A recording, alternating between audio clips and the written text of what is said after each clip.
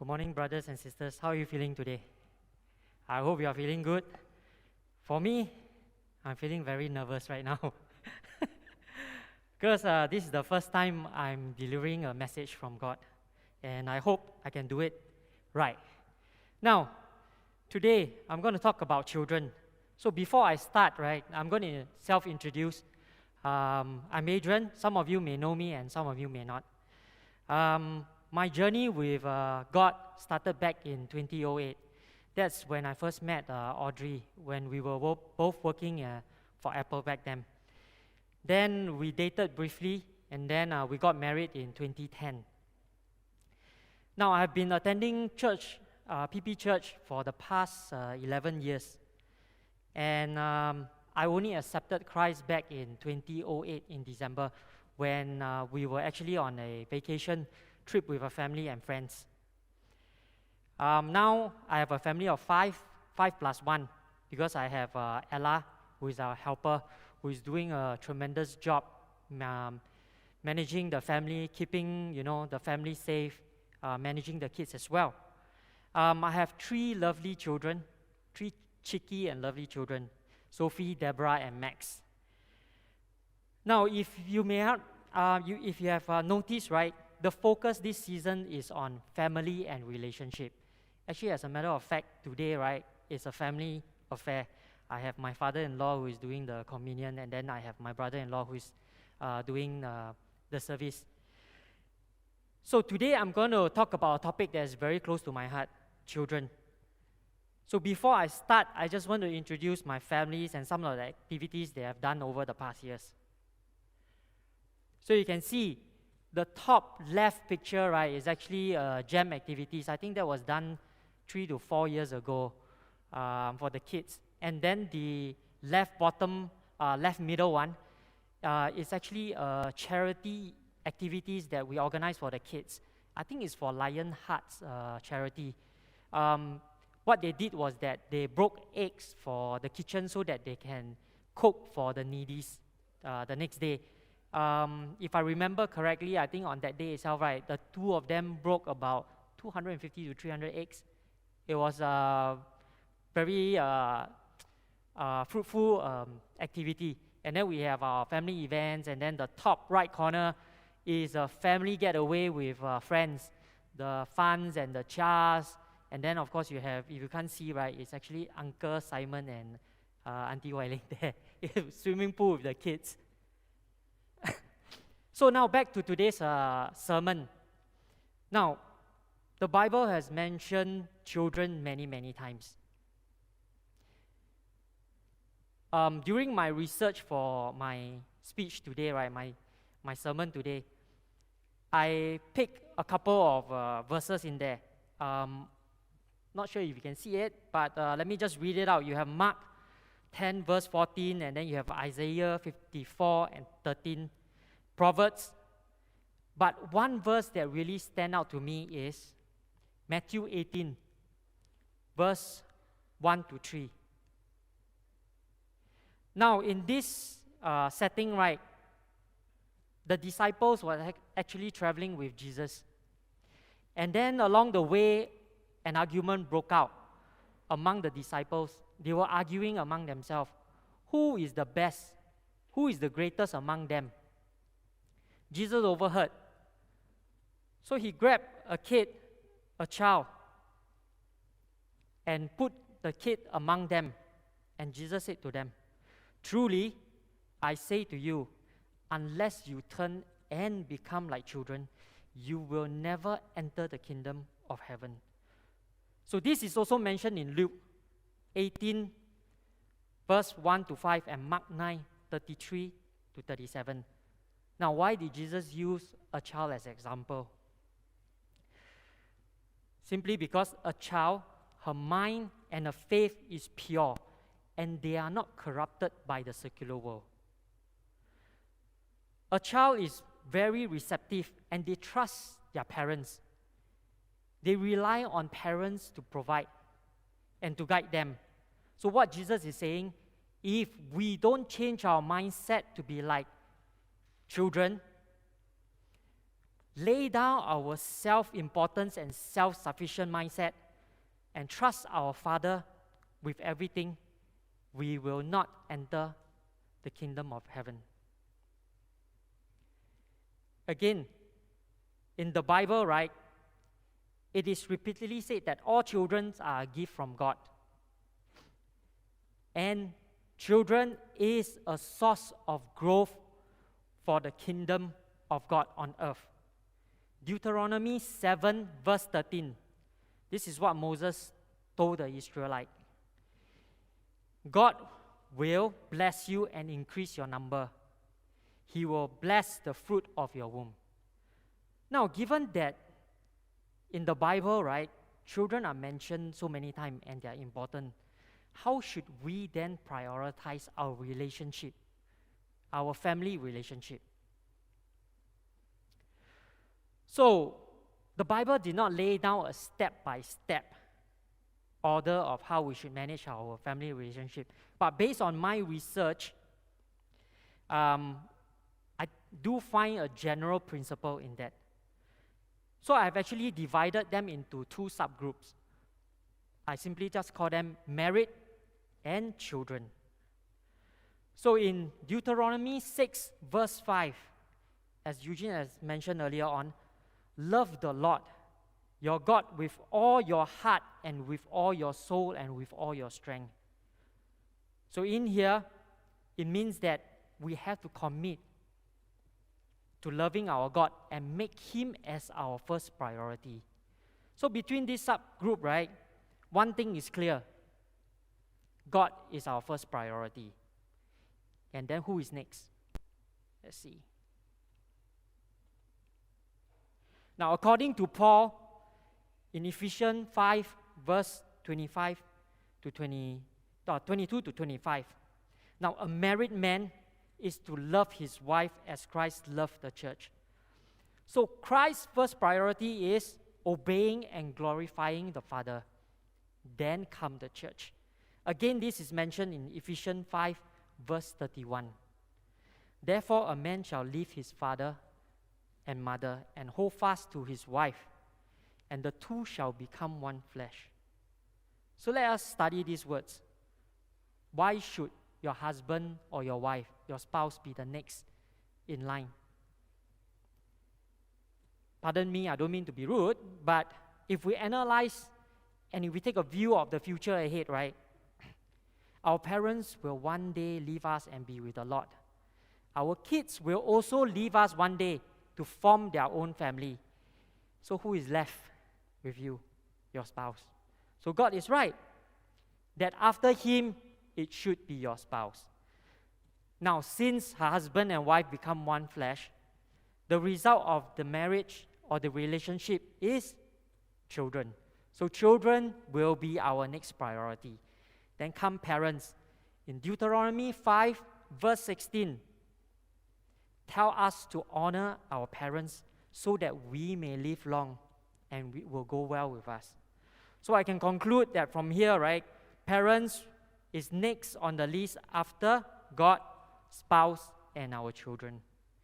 Now, there are actually more priorities like your relatives, your friends, and your teachers, but my focus is on family right now. So before I go on to my next point, I would like to show everyone a video.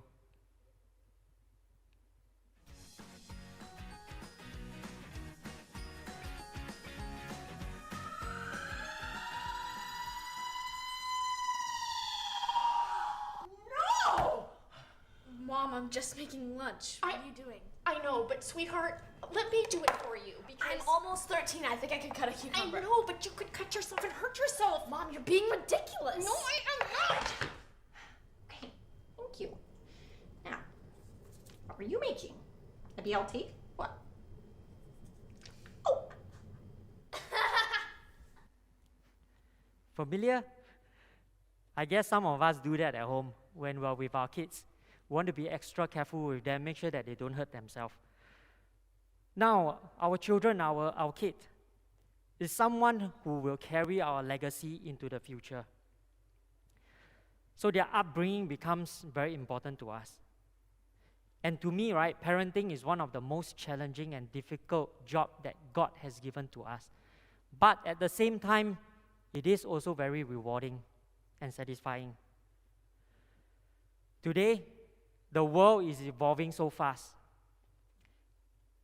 And because of this, right, we have created a morally mixed up society.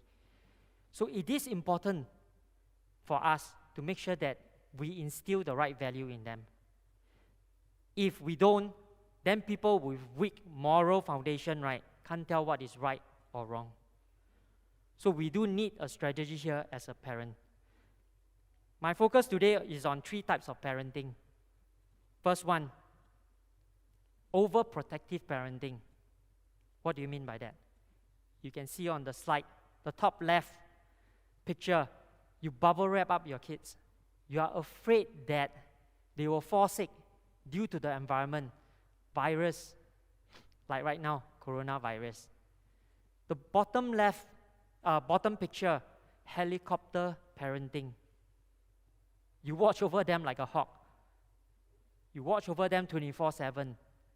Look at who they are mixing with, what they are doing, what they are reading, what they are surfing online. And worse, you might become a slave to your kids. You clean them, you dress them up, you do their homework, you take care of everything. Now, what are these? Why are parents doing that? So basically, there are many, many reasons. Because you think that you are older, you want to control their decision, because you think you make better decision for them as you're wiser. You fear that they might injure themselves. So these are some of the reasons. And why do parents do that?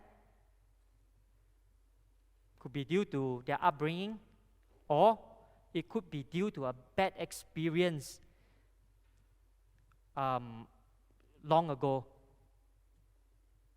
So, overprotecting your kids can actually lead to some harmful implication down the road. I'm going to talk about 5 today. 1, you unprepare your children. Because you have taken care of their lifestyle, their needs, they will not be able to take care of themselves when they become adults. They will still rely very much on their parents. It can also lead to deceptive children. They might lie their way just to make sure that they meet your expectation. Unconfident children, they will not have the courage to take the leap of faith. Fearful, they are afraid to commit. They are fear of failure, no sense of adventure. And lastly, entitled children, they think that the world revolves around them. We are all there to serve them. So before I move on to the 3rd type of parenting, I just want to take us back to the Bible again. On Deuteronomy. Now this is a very important set of instruction and principle from God. The message in Deuteronomy is that we have to listen to God. Obey Him and love Him with all our heart, soul, and strength. Now, we are to impress this on our children. They have to learn to love, trust, and fear God. This is a covenant, a promise from God that if we live godly lives, we will be fruitful and He will bless us. Now, this brings me to my next point. Kingdom parenting.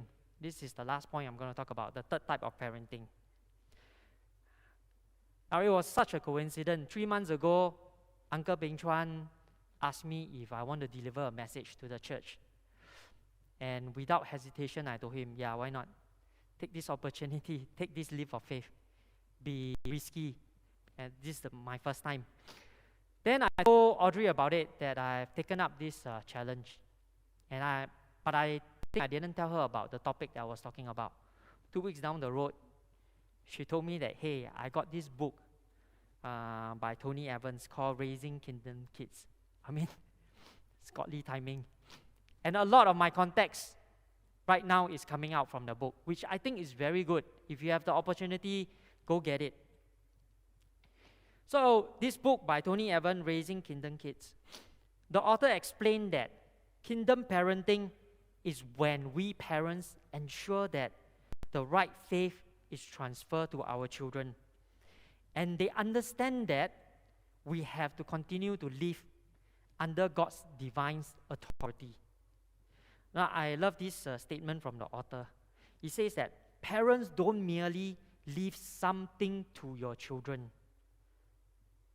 but instead pass on spiritual will. So what is spiritual will? Leave behind attributes, good qualities, and principle, so that they will take them for the rest of their life and for generation to come. Now in 1 Timothy 6 verse 7, for we brought nothing into this world, we can take nothing out of it. You come bare naked, you go bare naked. You don't take anything out from this world. So how do we raise kingdom kids? There's 3 elements surrounding this. First one I'm going to talk about is the mindset. We need to establish the kingdom mindset. Children need to learn and understand that God is the absolute ruler. He is the creator and His authority is final. Now we are to submit to Him and love Him and make Him as our first priority. This is very important. We need to instill this into them when they are growing up. The next element, atmosphere. There are 5 aspects surrounding this element. In random order, encouragement. In Proverbs 18 verse 21, death and life are in the power of the tongue, and those who love it will eat its fruit. What it means is that parents, don't discourage your children. Encourage them.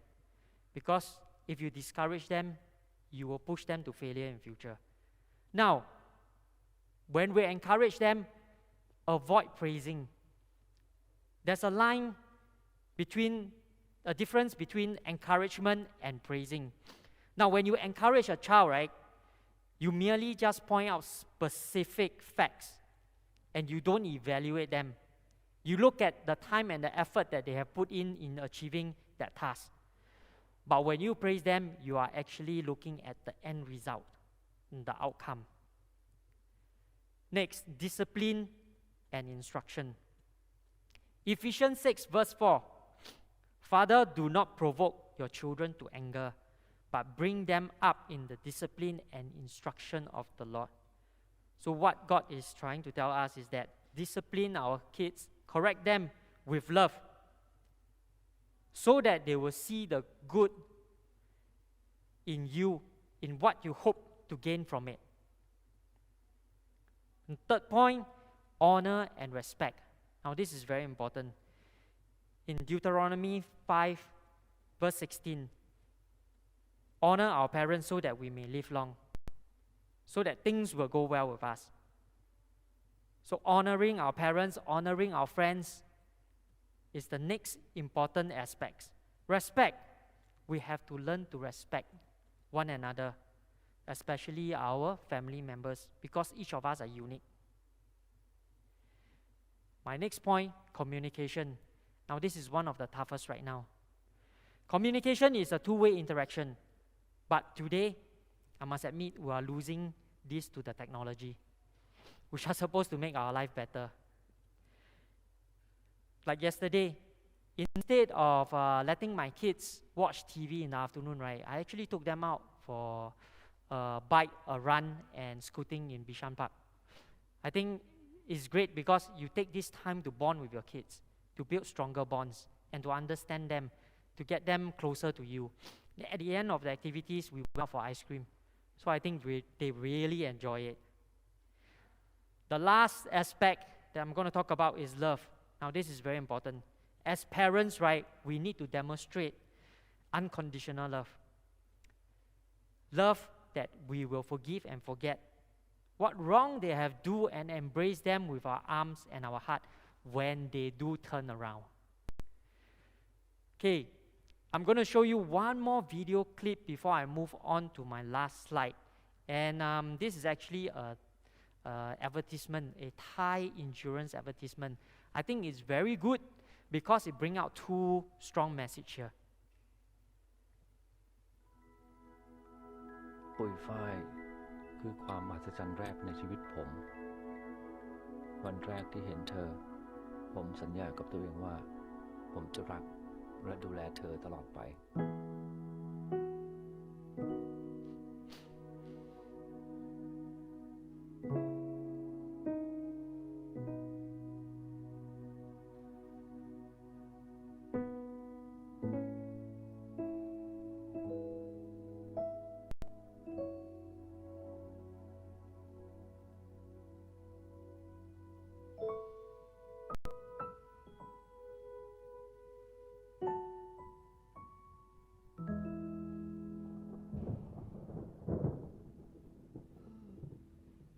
ลูกท้องพ่อใจเย็นๆนะ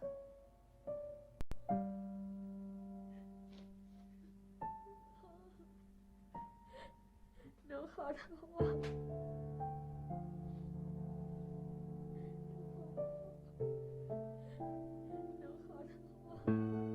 หนูขอโทษ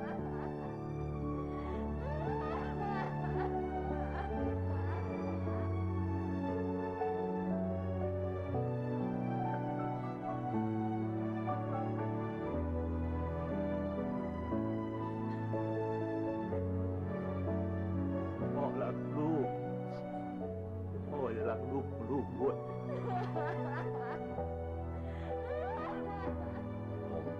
ผมยังไม่เคยลืมสัญญาในวันนั้น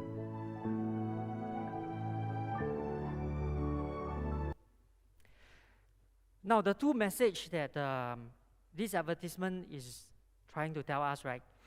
Number one, unconditional love.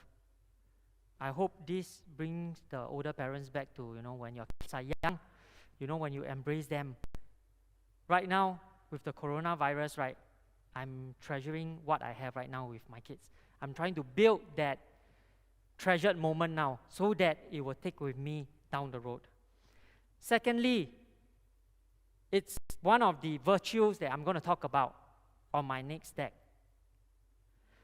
So, the next element, virtue, there are 6 aspects surrounding the virtues that we need to instill into our kids. Wisdom. Where do we find wisdom in the Bible? The book of Proverbs. King Solomon, the wisest man on earth. Now, in Proverbs, it teaches us morality and right versus wrong. So life is full of twists and turns, detour and drop off. With wisdom, right, it will enable our children, our kids, to decipher what to choose when the right information is available for them. Integrity, in the dictionary, it is defined as the quality of being honest and having a strong moral principle. Moral uprightness. Proverbs 4, verse 23. Keep your heart with all vigilance, for from it flow the spring of life. Where does the integrity start? It starts from your heart. So if your heart is right and pure, you can obey God, and you will apply this in your life. The next one, faith, which I think is very important. Now you can learn to be resilient, you can learn to have great integrity, but at some point in time, you will bound to be vulnerable.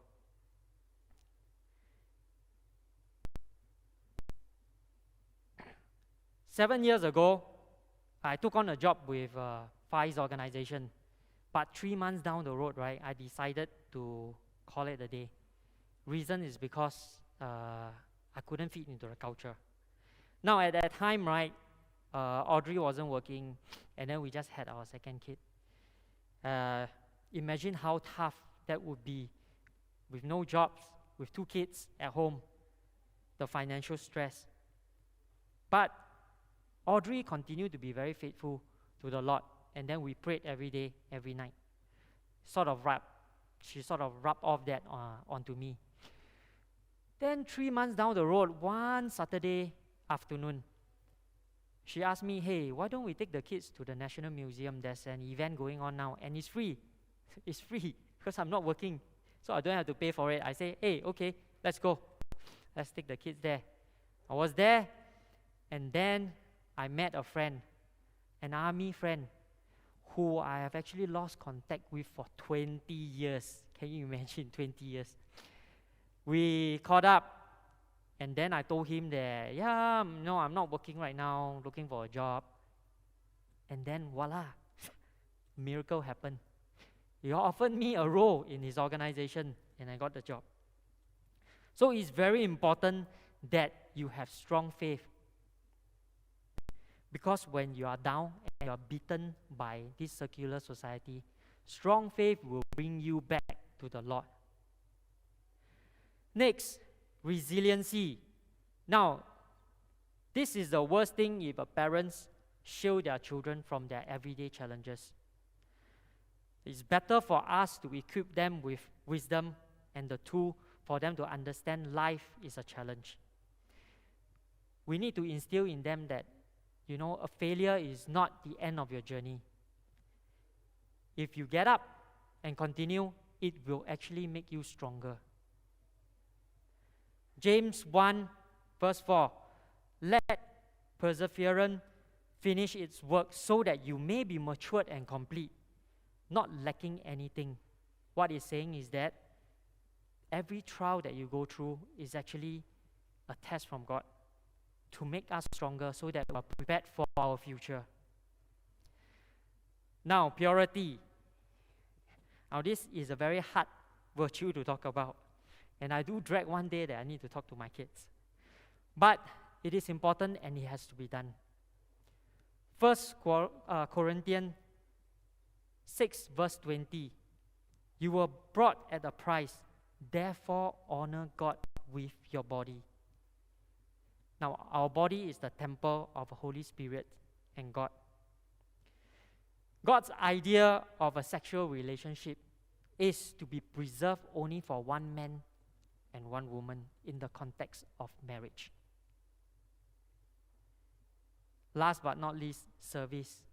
The act of service, to serve and not to be served. Now, in Mark 10, verse 43 to 45, but whoever desire to be great among you shall be your servant, and whoever you desire to be first shall slave for all. Jesus is telling us, when it comes to his kingdom, if anyone want to be great among his community of his fellows, we first have to give up the top-down pecking order method. Instead, become a servant to everyone else. So, to conclude my message today, what is your goal as a parent? Now, a parent here doesn't only apply to parents, it applies to everyone. Uncles, auntie, friends out there. You have to instill the right value to the children. While we are all busy trying to survive in this morally mixed-up society, what is your parenthood objective? What kind of will do you want to leave behind? Is it physical or spiritual? I hope the message has been very helpful. We're going to go into the song of invitation. So those who feel that you are ready to accept the Lord, or you have any prayers, please come forward to the church.